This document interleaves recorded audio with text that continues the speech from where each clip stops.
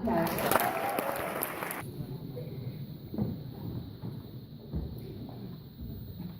Before we begin, let us observe a minute of silence for Mr. Boutros Ghali, the first African Secretary General of the UN and a memorable leader. Assembly opens an alarming state. Those of us who were present in previous years, who worked and hoped for the world to have become a better place by now, have nothing along those lines to witness. We are still plagued with war, and not just the Syrians or Ukrainians, but all of us. The economic crisis in Russia isn't just Russia's problem anymore. The world has become a global village. We may be independent in name and territory, but more dependent than ever in trade and business.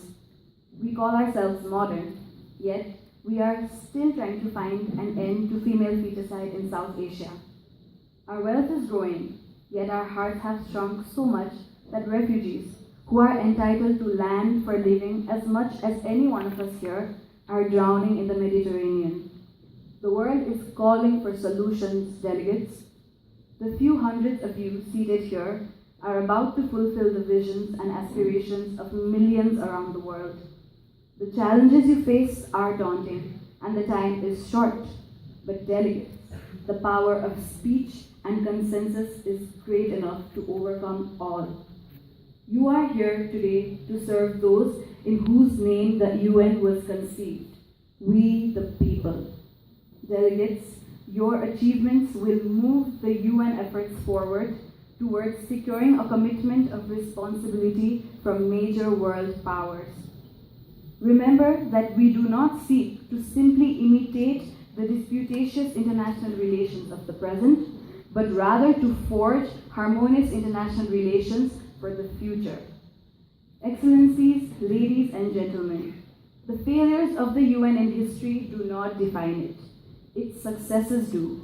We have saved historical pyramids from being torn down, eradicated smallpox from the face of the planet, produced the Montreal Protocol to protect our depleting ozone layer, and saved over 90 million children from slavery since 1990. But we do not have cause to rest on our laurels, delegates. There is much more to deal with. 3 days. You have just 3 days to tackle many grave global challenges. You are expected to solve issues that global leaders till date haven't. And you will.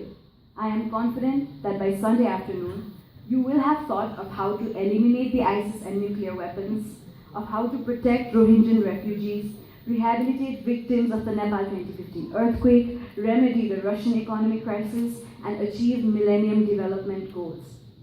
Starting today, you will begin to equip yourselves with the power to change the world, to protect innocents from war crimes, trafficking, rapes, and assaults, to protect the planet from the dire consequences of climate change, to enforce sustainable development.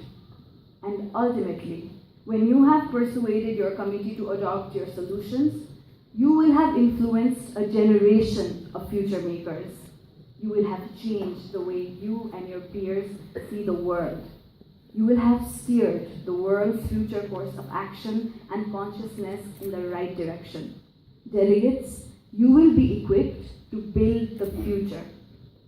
The world system in which we live is seriously flawed in all areas. Ours is a history of genocide, slavery, human displacements, and war crimes. Intolerance and greed has led to 2 world wars, and we vowed to rid ourselves of the scourge of war. Yet, democratic nations still continue to back brutal dictators who terrorized innocent civilians for years. Too often, the world has turned blind eye towards such atrocities. But now is the time for us to open our eyes and to take notice. As young people, we all want to correct the faults in the functioning of the world.